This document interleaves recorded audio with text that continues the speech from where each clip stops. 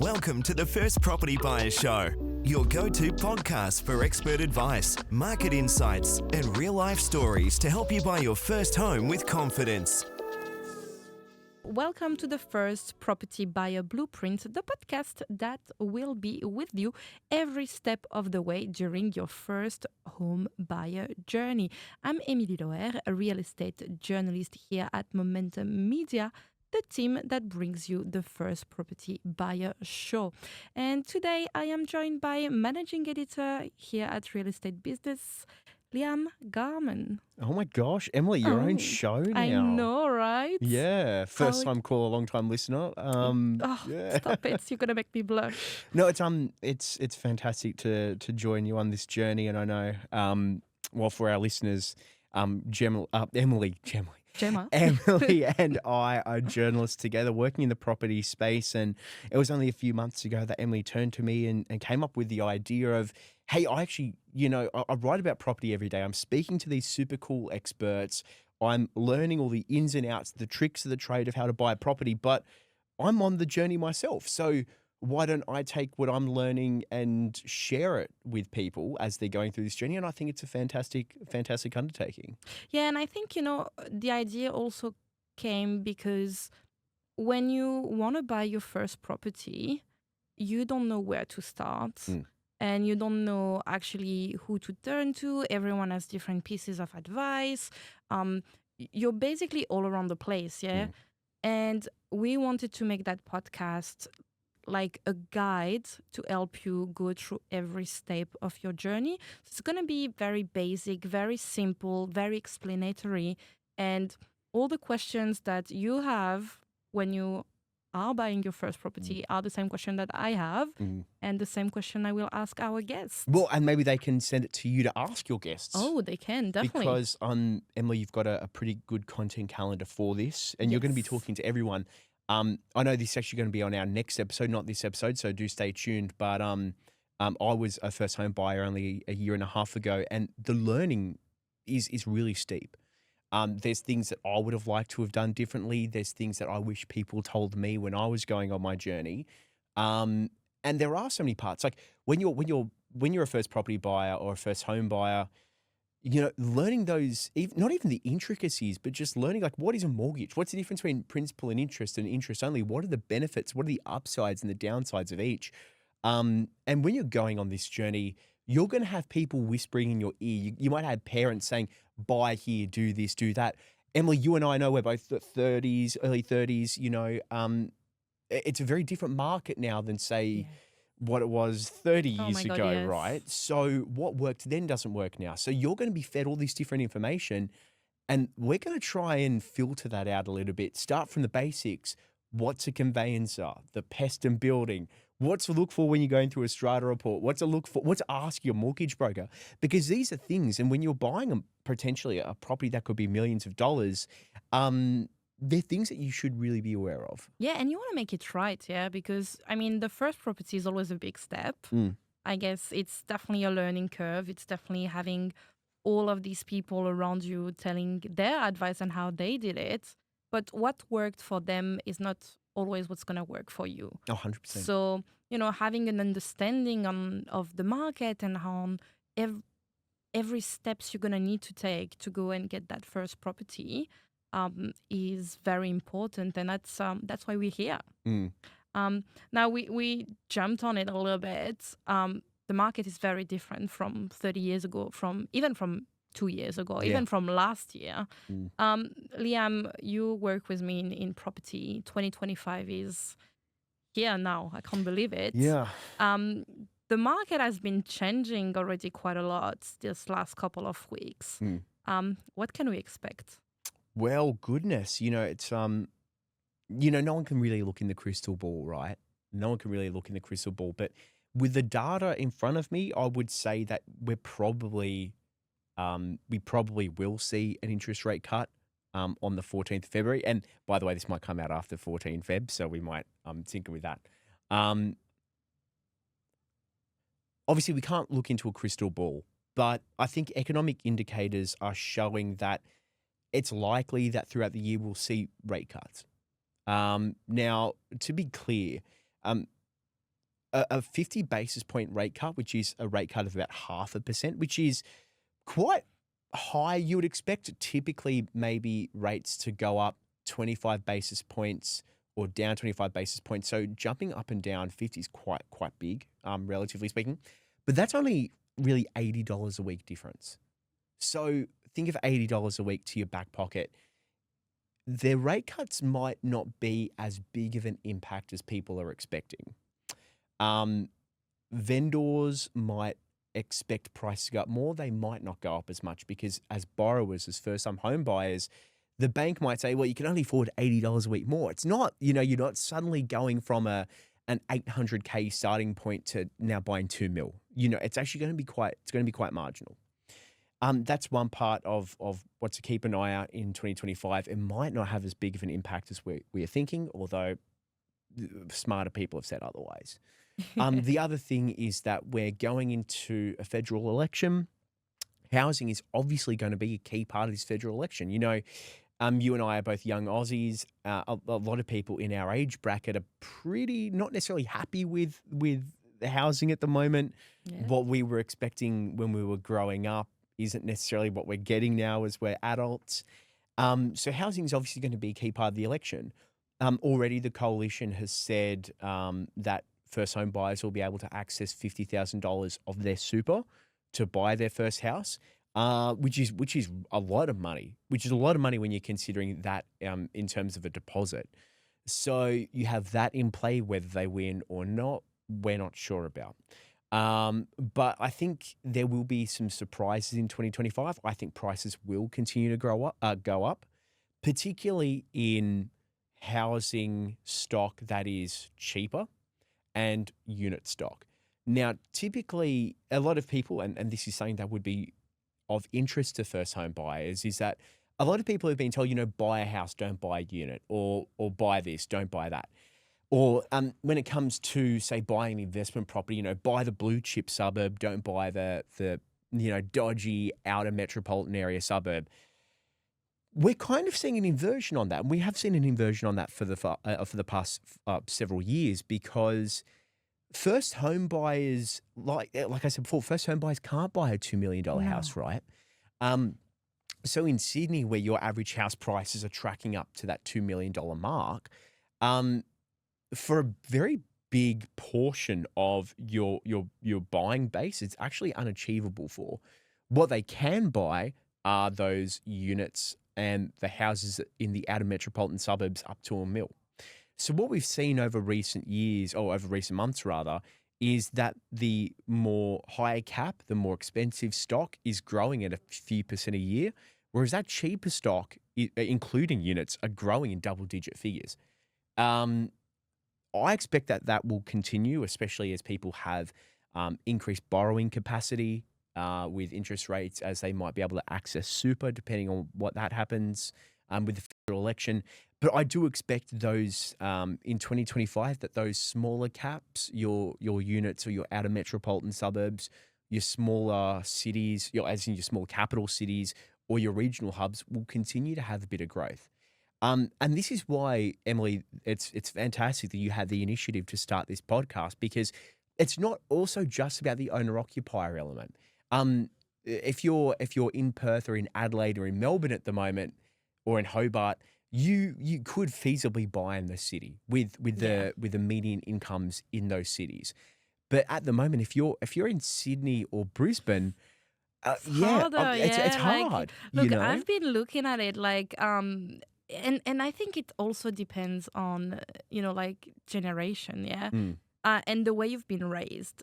For me, coming from France, rural France, the first property you buy is the property you are going to live in.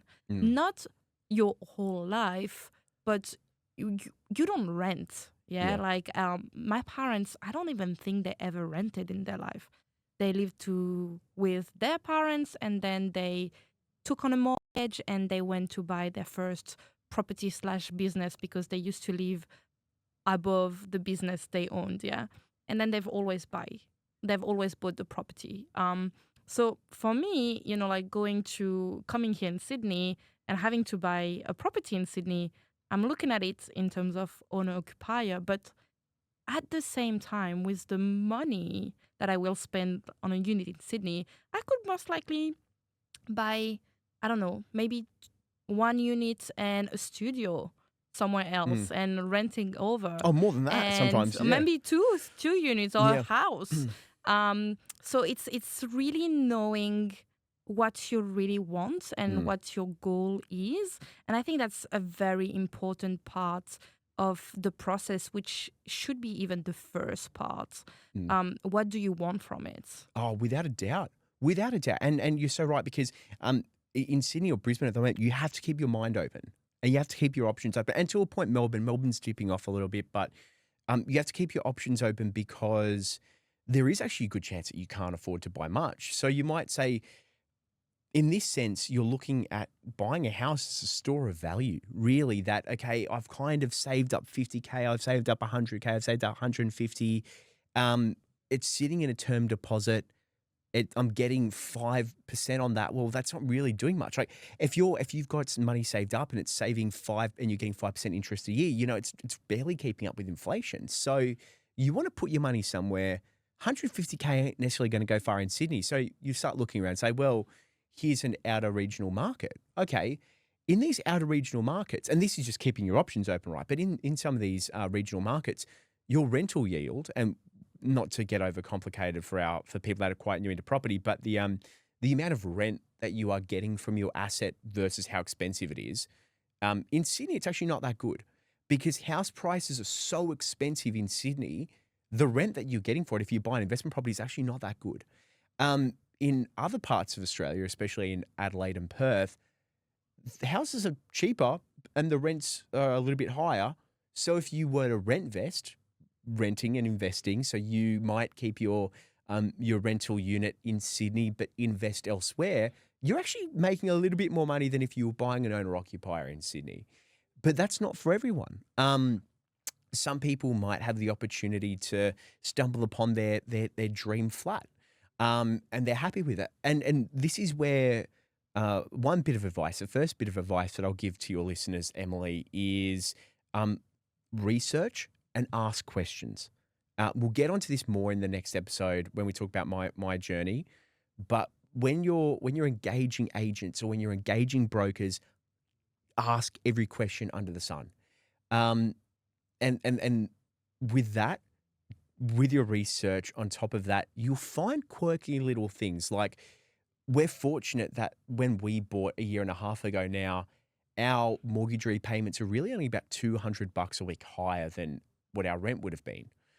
So in that sense, for us, buying our owner occupier first in Sydney was a reasonable investment. That was good. For other people who might have a different lifestyle, it might not be that good. You can only really understand it when you do your research on what areas you want to move into, when you speak to your mortgage broker and you get the financial layout, when you have those real frank look at what you're spending, then you'll get a better picture. But there are so many options here that a lot of first home buyers, because you're new to it, simply don't know yet. Yeah, you don't know. So that's why we're here, because we're just going to give our listeners every option possible. Now, Liam, when you start your first home buyer journey, and I'm sure you were the same as I am, where to start? Yeah. So we always talk about this, doing your research, but even, with doing your research, where do you start that research? Yeah. Do you need to first know how much you can borrow? Do you need first to check what type of property you want, which areas? So basic, where do you actually get that research started? So, I did probably what all of our listeners did, is that I would go on realestate.com.au and I would look at the sold prices mainly the sold prices, because I was trying to understand, well, what areas can I afford based on the previous data? And I psyched myself out probably for about a year plus while my wife and I were saving, fiance then, but while we're saving, I think I psyched myself out for about a year because I would look on realestate.com.au on the sold prices. I'm like, man, I can't afford anything. Like, suddenly I'm out in the Blue Mountains with a studio in Katoomba, and I'm like, man, I still can't afford it. Nothing can replace your on the ground research. I don't know what it is. I don't understand why, but it seems that it might be some cognitive, psychological aspect here where you're looking online and you either get super hyped up or you get super depressed about, oh, no, I can't afford anything. Nothing replaces the on the ground research that you do. And my wife and I looked around. You've got to put boots to the pavement. You've got to go in and inspect places, even in places that you might filter yourself out of. I'm from the inner west originally, and I was only looking around the inner west. I'm like, man, I can't get anything. And then my wife really liked the lower North Shore in Neutral Bay. And I'm like, there's no point. If I can't afford the inner west, like there's no point going up to Neutral Bay for our first rent, our first owner occupier, right? And so we went up, we looked at a few places, and then we stumbled upon one, which was, we walked in and we were like, how much? And we were like, oh my goodness, this is amazing. And we were looking online and we were comparing it. It's like, this is really weird. Like there has to be a catch. And then we were like, is strata really high? Because obviously if you're buying a unit, this is something that's really important for our listeners, that if you're buying a unit, you've got to pay for that quarterly upkeep, which is you put it into a fund. It's a fund that all the units contribute into, and then that pays for any repairs or any this or any that your building needs, or any painting. I'm like, oh, that must be super high. I was like, no, it's actually it's really cheap. It's like $900 a quarter. And so all these things, we were like, well, let's do it. But you only ever find those, and you only ever find the gem when you hit the pavement. And you've got to hit the pavement. You've got to go to these areas, and you've got to go outside of your comfort zone, because that's where you're going to find some keepers, and also that's where you're going to meet the agents. Whenever you go to an open house, speak to the agent and say, do you have any off-market properties? Because not every property online is every property that the agent might be not listing in a traditional sense, but not every property that they're selling. They will be selling markets, that aren't listed on the big aggregating websites, and usually those are a little bit cheaper for whatever reason. There might be a distressed sale, or it might be off market for a deceased estate. Any of these reasons. Oftentimes, when you can do it that way, you can get some discounts. You might get $10,000, $20,000 off, and that will be facilitated by having very good relationships with the agents. So, if you're a first home buyer, and let's say you're buying in Ashfield in the inner west, and you go to every open house in Ashfield and Summerhill and Haberfield and Croydon, you're going to be seeing the same estate agents again and again and again. They're going to know you're the real deal. They're going to know you're really interested. You want it. You meet them. You get on their books for any off-market listings, and they will send it to you. They will text you. It opens up your net, and it also demonstrates to them that you've got a little bit of extra understanding, that you know the market that you're going into, that you understand the property market more intricately. Which is not going to make them waste time, basically. No. And this is something that we'll get onto the next episode. But, with that, there's ways that you can make your life easier, which is, dotting your I's, crossing your T's in terms of that pre-buying admin. We'll talk about that in the next episode. But, where do you start? Don't relegate yourself to a computer screen. Yeah. If your whole research is just going online, you're going to have a bad time. Also, there's a lot of underquoting on online where agents, and I had this all the time, where I would put in my upper limit. I think I put in my upper limit as like 900 or something, but then I would get to the listing, there'd be like 100 other people, and they'd be like, oh, I'd speak to the agent, well, what are you expecting to get for it? And they're like, oh, the owner's hoping for about 1.2. So I'm like, well, you've just chronically underquoted online. I've actually wasted my time coming here. That happens a lot. And yeah, it's a kick in the guts. It's a huge kick in the guts.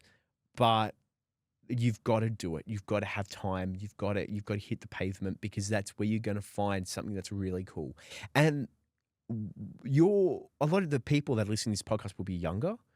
You've got versatility. You've got adaptability that people with large families don't have. My unit at the moment, it's in Neutral Bay. It's very small. it's really small. And there were a few families that walked through it, that walked in the front door and were like, didn't even step into the unit. It's too small. Too small. Didn't even step into the unit. Okay, well, I've got a wife and now a small dog. Actually, like for us, it's fine. Like we don't actually need more than a couch and a small dining table, and we don't have kids running around yet. And we will get to that point in a few years. But for now, like for two people, this is really good. And when you think about, well, where's this house going to be? What's our next steps with it? Well, yeah, actually, it would be quite decent for rental returns in the future if we move on. But again, you only find those things when you're chronically going to every listing and casting your net as wide as possible. That's what I would do. That's where I would start off. That's where you start, yeah. Yeah. Fantastic, Liam. I think that was a very good answer to the where to start question. Basically, do your research, go on the ground. Now, for the next question that you will have, we will be here with our future episode. This was the introductory episode of the first property buyer show. Stay tuned for the next one. The information featured in this podcast is general in nature and does not take into consideration your financial situation or individual needs and should not be relied upon. Before making any investment, insurance, tax, property or financial planning decision, you should consult a licensed professional who can advise whether your decision is appropriate for you. Guests appearing on this podcast may have a commercial relationship with the companies mentioned.